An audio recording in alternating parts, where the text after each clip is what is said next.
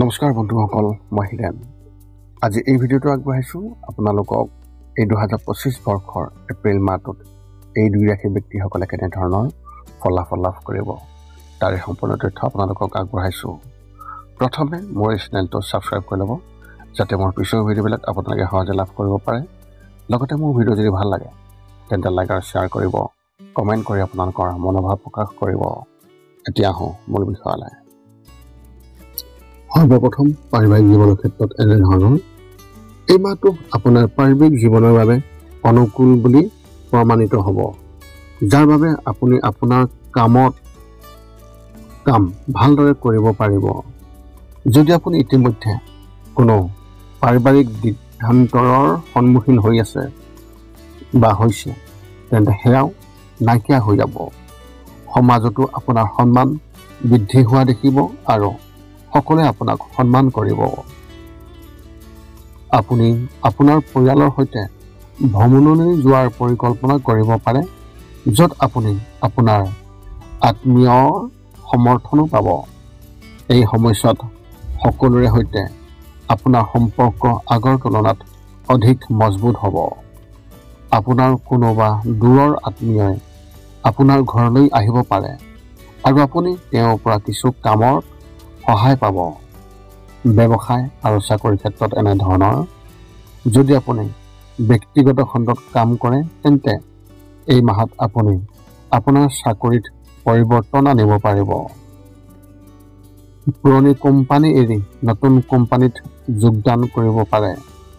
যদি আপুনি ডাঙৰ কোম্পানীত কাম কৰে, তেন্তে আপোনাৰ পৰ্টফলিও সলনি হ'ব পাৰে। চৰকাৰী বিষয়াসকলে কিবা কামৰ বাবে ওলাই যাব লাগিব পাৰে। যদি ব্যৱসায়সকলে নতুন চুক্তিৰ দিশত আগবাঢ়িছে, তেন্তে এই মাহত তেওঁলোকে ইয়াত সফলতা লাভ কৰিব। কিবা কাৰণত আপোনাৰ পুৰণি গ্ৰাহকসকলৰ খঙাল হৈ পৰিব, যাৰ ফলত আপুনি সংযম ল'ব লাগিব।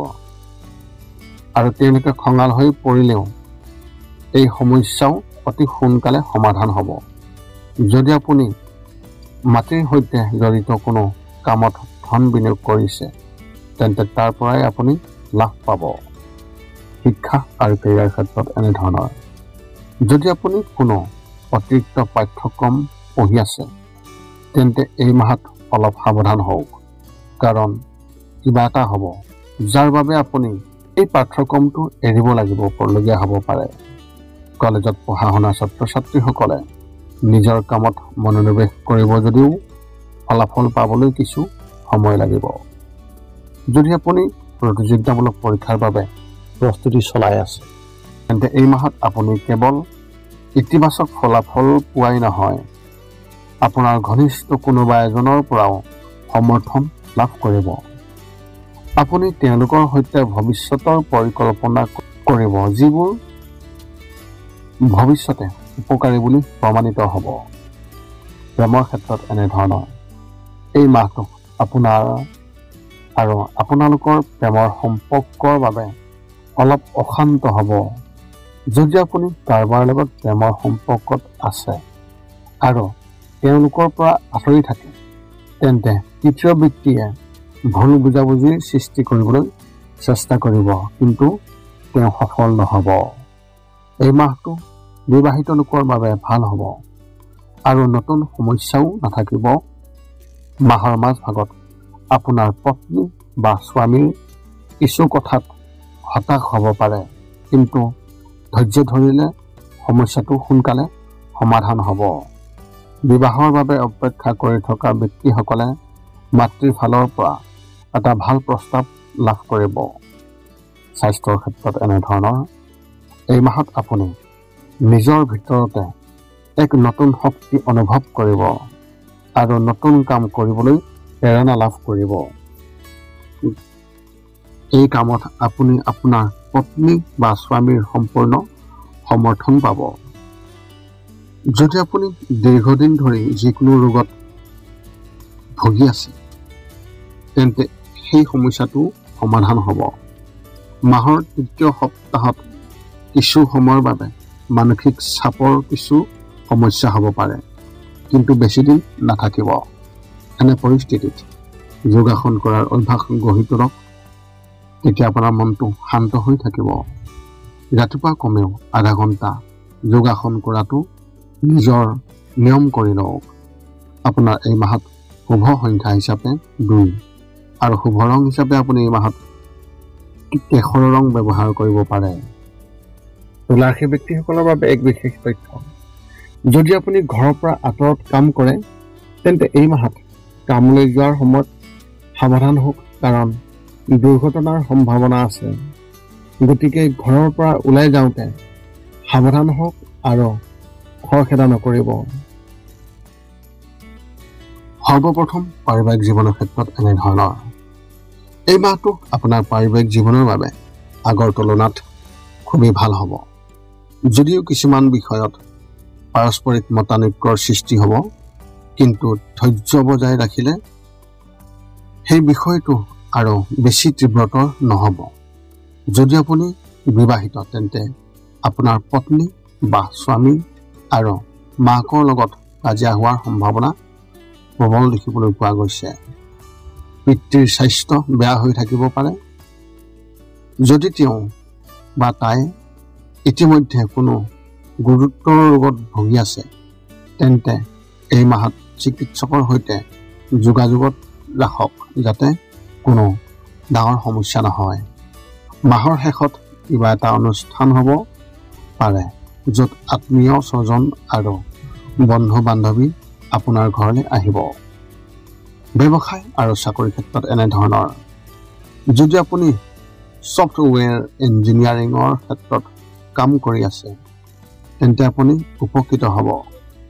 আপোনাৰ বছ বা আপোনাৰ ছিনিয়ৰ অফিচাৰে আপোনাৰ কামত সুখী হ'ব আৰু কিছুমান নতুন প্ৰজেক্টটো আপোনাৰ বাটত আহিব।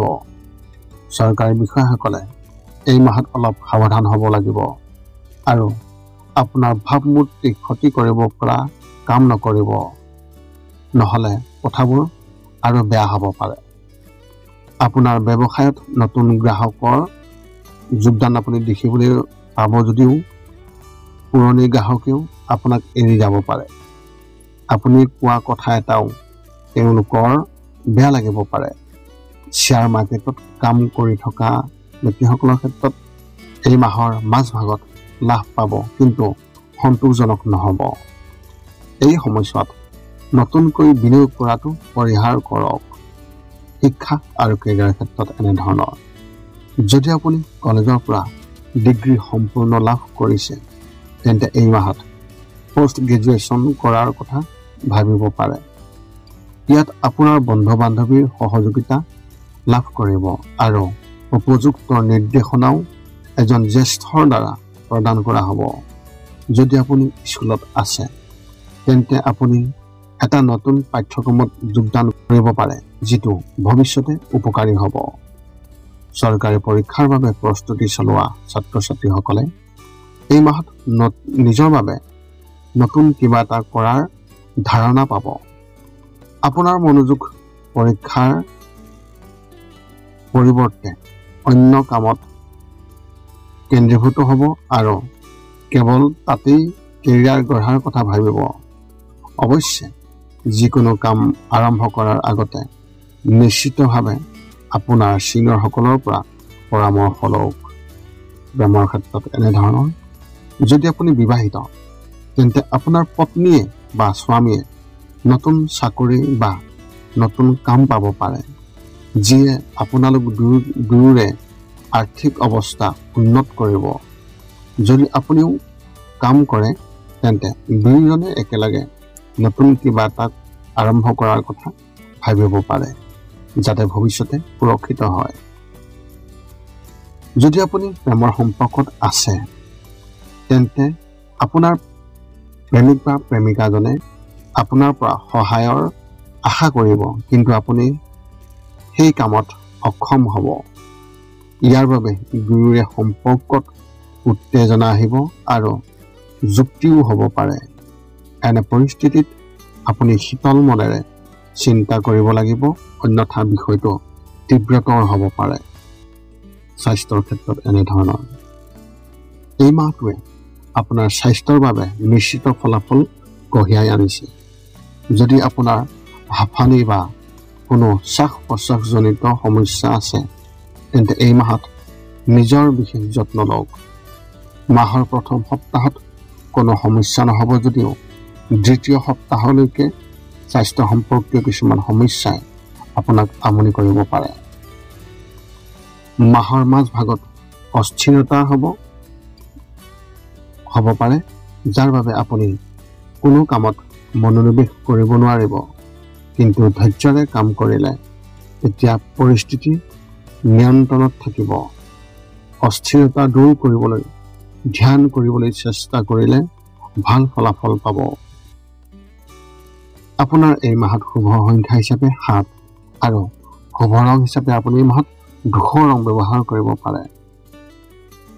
বৃশ্চিক ৰাশিৰ ব্যক্তিসকলৰ বাবে এক বিশেষ তথ্য, যদি আপুনি প্ৰেমৰ সম্পৰ্কত আছে তেন্তে মাহৰ তৃতীয় সপ্তাহত তেওঁক এনেকুৱা একো নক'ব যিয়ে পিছলৈ আপোনাৰ বাবে দিগদান্তৰ সৃষ্টি কৰিব পাৰে। যিকোনো কথা শ্বেয়াৰ কৰাৰ সময়ত সদায় ইয়াৰ ভৱিষ্যতৰ পৰিণতি আগতীয়াকৈ অনুমান কৰক। এতিয়া আপুনি সকলো তথ্য লাভ কৰাৰ পিছত এই 5টা কাম কৰিবলৈ আপুনি যিমান পাৰি চেষ্টা কৰক। সৰ্বপ্ৰথমটো হৈছে আপুনি আপোনাৰ শৰীৰটো সুস্থ কৰি ৰাখিবলৈ দৈনিক যোগাসন কৰক, য'ত মূলতঃ 10 মিনিটৰ বাবে ওমকাৰ মন্ত্ৰ, 10 মিনিটৰ বাবে কপালভাতি আৰু 10 মিনিটৰ বাবে অনুলোম বিলোম। ইয়াৰ লগে লগে আপোনাৰ শাৰীৰিক আৰু মানসিক স্বাস্থ্য একেবাৰে নিখুঁত হৈ থাকিব। 2 নম্বৰটো হৈছে ৰাতি শোৱাৰ আগতে নিস্তব্ধ আৰু নিৰ্জন ঠাইত 10 পৰা 20 মিনিট ধ্যান কৰিব লাগে। ইয়াৰ দ্বাৰা 2টা উপকাৰ পোৱা যায়। এটা হ'ল আপুনি ভাল টোপনি পাব আৰু দ্বিতীয়টো হৈছে পিছদিনা আপুনি সতেজ অনুভৱ কৰিব। ধ্যান কৰি থাকোঁতে মধ্যমীয়া শব্দৰ শান্ত সংগীতো আপুনি শুনিব পাৰে। 3 নম্বৰটো হৈছে প্ৰতি মংগলবাৰে পুৱা নিশ্চয় হনুমান চালিচা পাঠ কৰক আৰু হনুমান মন্দিৰ দৰ্শন কৰক, নতুবা আপুনি বিষ্ণু মন্দিৰ দৰ্শন কৰক। ইয়াৰ দ্বাৰা আপোনাৰ আৰু আপোনাৰ পৰিয়ালৰ যিকোনো সদস্যৰ সংকট দূৰ হ'ব আৰু সদায় সুখ আৰু শান্তি থাকিব। 4 নম্বৰটো হৈছে ঘৰৰ বাহিৰত গৰু আৰু কুকুৰক প্ৰতিদিনে আপুনি পাৰিলে খাদ্য খুৱাব লাগে। খাদ্য খোৱা আৰু যদি পাৰে চৰাই চিৰিকটি আদিকো খাদ্য আৰু পানীৰ যোগান ধৰক। এই পৃথিৱীখন যিমান আমাৰ সিমানেই সিহঁতৰো। নিতৌ ইহঁতক খুৱাই আমি তেওঁলোকৰ পৰা এক আশীৰ্বাদ লাভ কৰিব পাৰোঁ আৰু আমাৰ ওপৰত থকা গ্ৰহবোৰৰ কুপ্ৰভাৱ দূৰ হ'ব। সদশেষত 5 নম্বৰটো হৈছে আপুনি পাৰিলে মাজে মাজে চৌপাশৰ দুখীয়া ব্যক্তিসকলক আপুনি পাৰিলে সহায় কৰক আৰু ভোকাতুৰ ব্যক্তিসকলক আপুনি পাৰিলে খুৱাবলৈ চেষ্টা কৰক। এই আছিল বৃশ্চিক ৰাশিৰ ব্যক্তিসকলে এই 2025 বৰ্ষৰ এপ্ৰিল মাহটোত লাভ কৰিবলগীয়া সম্পূৰ্ণ ৰাশিফলৰ বৰ্ণন। যদি আপোনাৰ মনত এতিয়াও জ্যোতিষ সম্বন্ধীয় কিবা প্ৰশ্ন আছে তেন্তে আপুনি আমাক আপোনাৰ প্ৰশ্ন এই ভিডিঅ'ৰ তলত কমেণ্ট কৰি আমাক অৱগত কৰাওক আৰু আমি আপোনাৰ সকলো প্ৰশ্নৰ উত্তৰ আমি অতি সোনকালে দিবলৈ আমি সকলো সময়তে সাজু আছোঁ। যদি মোৰ ভিডিঅ'টো ভাল লাগিল তেন্তে লাইক শ্বেয়াৰ কমেণ্ট কৰিব আৰু চেনেলটোৰ লগত সংযোগ স্থাপন কৰিবলৈ আপুনি চেনেলটো ছাবস্ক্ৰাইব কৰি থ'ব, যাতে আমি পুনৰ অন্য কিছুমান ভিডিঅ'ত আপোনাক লগ পাম অন্য এটা ভিডিঅ'ত। আজিলৈ ধন্যবাদ।